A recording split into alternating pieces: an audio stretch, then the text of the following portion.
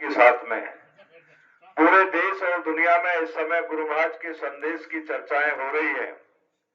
पूरी दुनिया के अंदर एक संकट का माहौल है।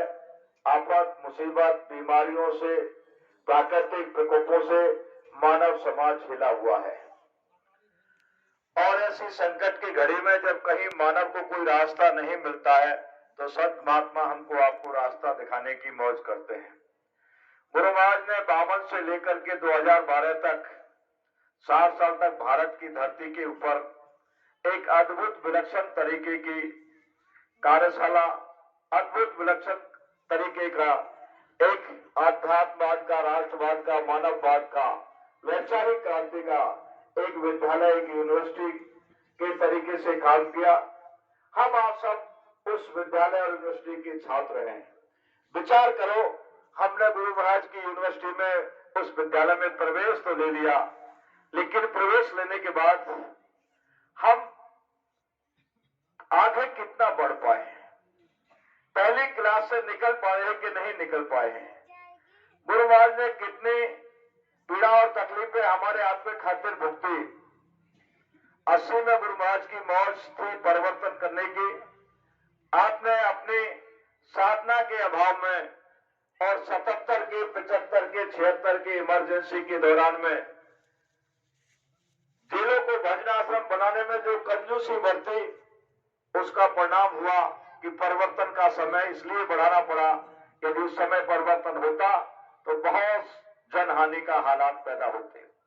बहुत समझाए, 2012 के करीब आगे तो हुजूर मंच से लंबा होकर के, और हमको आपको सोचना चाहिए कि अनामी महाप्रभु ने कितना सरल दीन बनकर के हमको आपको कहा कि मेरे कहने से आप भजन कर लो। कोई गाली देता है तो बड़ी जल्दी लग जाती है, कोई गलती करता है तो बड़ी जल्दी लग जाती है। हम एक दूसरे की कमियों को खोजने लगते हैं। जब सफर पर निकले हैं हुजूर के हुक्म और आदेश को लेकर के, अपने और परायों से भी हमको तकलीफों को सहन करना पड़ेगा। कहीं हम माला पहनने के लिए आतुर होते हैं तो कहीं हमें जूता खाने के लिए भी तैयार रहना पड़ेगा, इस समाज के लिए, राष्ट्र के लिए। और गुरु हुक्म पर यदि कुर्बानगी दीवानगी है तो आप लोगों के अंदर इस किसी को कोई ईर्षा, द्वेष या किसी की कमियों को खोजने का काम हमको नहीं करना है। हमको अपनी कमजोरियों को, अपने गुनाहों को देखने की आवश्यकता है। समय बहुत नजदीक है। गुरु महाराज ने कहा कि मेरे को 5 मिल जाते, मैं चुटकी में इस देश और दुनिया को बदल के दिखाता। एक भी मिल जाता तो मैं अपना काम कर देता।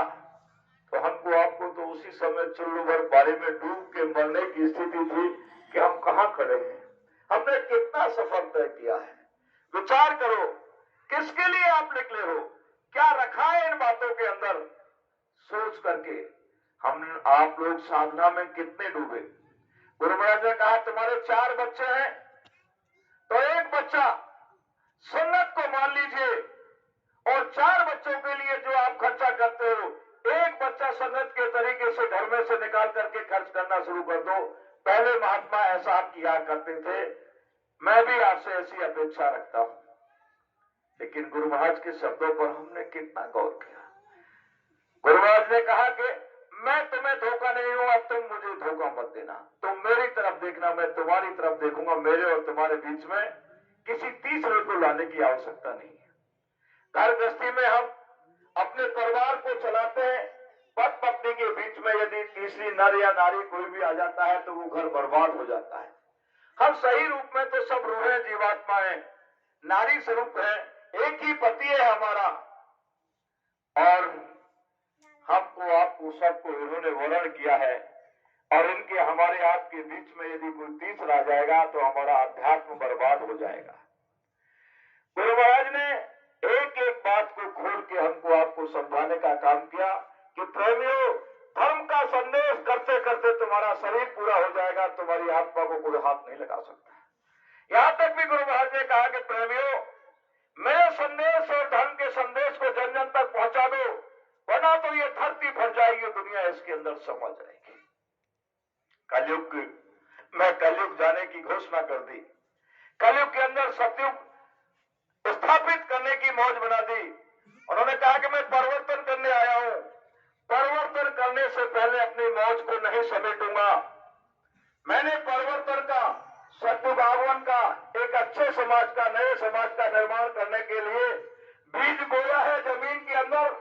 वो अंकुर निकलाएगा, मैं संतुष्ट नहीं होगा। वो छायादार पेड़ बन जाएगा, मैं संतुष्ट नहीं होगा। उसमें फूल आ जाएंगे, मैं संतुष्ट नहीं होगा। उसका फल भी आ जाएगा, मैं संतुष्ट नहीं होगा। मैं उसके फल को चखने के बाद अपनी मौज को समेटूंगा। तो प्रेमियों, आज सोचना चाहिए। परम पूज्य स्वामी वाले दादा गुरु के हुक्म और आदेश से मथुरा में आश्रम बनाया, मधुबन में बनाया।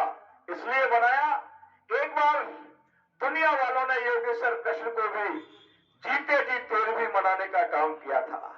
संत कृष्ण के इतिहास को याद कर लोगे तो गुरु महाराज ने कहा, मैं राम और कृष्ण, महावीर, बौद्ध, अहिंसा और मोहम्मद के सब संदेशों का सम्मान करता हूं, लेकिन जो इतिहास में बनाऊंगा वो सतयुग, त्रेता, द्वापर, इस इतिहास से बड़ा इतिहास बनेगा कि कलयुग के अंदर सतयुग आएगा। कलयुग के अंदर कलयुग जाएगा, कलयुग के अंदर सतयुग स्थापित करूंगा। इतना बड़ा इतिहास बनेगा कि अब तक का सारा इतिहास पीछे रह जाएगा। मैंने तुम्हें संभालने के लिए, तुम्हें अपने निज घर बुलाने के लिए कबीर को भेजा, रविदास को भेजा, दादू को भेजा, गुरु नानक को भेजा, तेग बहादुर को भेजा, गुरु गोविंद सिंह जी को भेजा, सौदेबाई, मीराबाई को भेजा। आप नहीं समझ पाए और आप तुम्हारी नर्वस्ता को देख करके, तुम्हारी असहाय स्थिति को देख करके अब की बार मैं खुद चल करके आया हूं। अनामी महाप्रभु स्वयं चल करके आए, उन्होंने सारे पर्दे खोल दिए। और अब की बार मैं तुम्हारी परीक्षा नहीं ले रहा, तुम मेरी परीक्षा लेकर तो मेरे पर भरोसा कर लेना, विश्वास कर लेना। तो मालिक हमेशा विश्वास में है।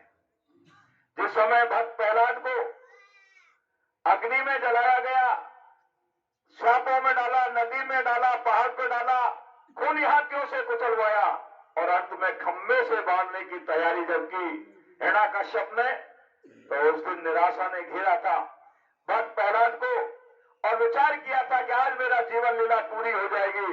लेकिन कल उस खम्भे पर चींटी को चलती देख करके उसका कॉन्फिडेंस, उसका विश्वास जग गया कि जब इस खम्भे पर चींटी चल रही, जब उस खम्भे को गौर से देख रहा था कि इस खम्भे से मुझे बांधा जाएगा, ये मेरा नश्वर शरीर आज खत्म हो जाएगा, मैं मेरे प्रभु के चरणों में चला जाऊंगा।